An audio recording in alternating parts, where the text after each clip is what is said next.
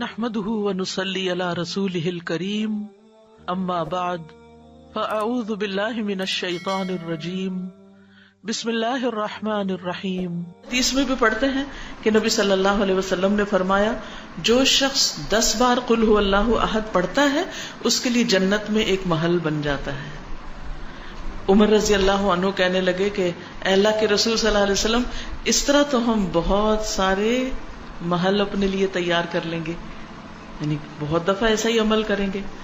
آپ نے فرمایا اللہ کے پاس اس سے بہت زیادہ ہے، بہت اچھا ہے، یعنی تمہارے گمان سے کہیں زیادہ ہے اس کے پاس. اور پھر آپ دیکھیے کہ ایک اور شخص کے بارے میں آتا ہے کہ وہ ایک بار ساری رات اسی سورت کی تلاوت کرتے رہے، اسی کی تکرار، اسی کی تکرار، اسی کی تکرار. قل هو اللہ احد اللہ الصمد لم یلد ولم یولد ولم یکن لہ کفوا احد. اور حقیقت یہ ہے کہ اگر آپ کسی وقت دعا کرنا چاہیں اور اللہ کے قریب ہونا چاہیں، اللہ تعالی کی قدرت اور عظمت کا احساس اپنے دل میں بٹھانا چاہیں تو آپ کو کیا کرنا چاہیے؟ بغیر گنے کئی بار قل هو اللہ احد.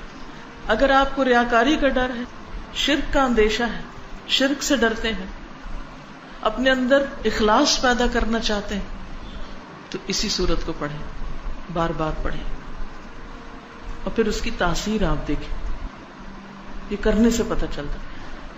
نبی صلی اللہ علیہ وسلم کو جب یہ بات پتہ چلی کہ وہ ساری رات یہی پڑھتا رہا تو آپ نے اس کو منع نہیں کیا. اس لیے اگر کوئی اس کو ایک سے زیادہ بار پڑھتا ہے تو کوئی منع نہیں ہے، لیکن اس کے لیے کوئی جگہ، کوئی وقت، کوئی گنتی، کوئی ہنسا کچھ مقرر نہیں. کیونکہ ایک ہی آیت کا یا ایک سورت کا بار بار پڑھنا انسان کے اندر اس کا فہم زیادہ کرتا ہے، اس کے اندر غور و فکر اور تدبر زیادہ ہو جاتا ہے. تدبر کے لیے تکرار چاہیے ہوتی، بار بار پڑھو. ہم تو ایک دفعہ قرآن پڑھتے ہیں اور اس کے بعد بند کر کے وہ اوپر شیلف میں رکھ دیتے ہیں، مکمل ہو گیا، اب مزید اس سے کوئی کام نہیں.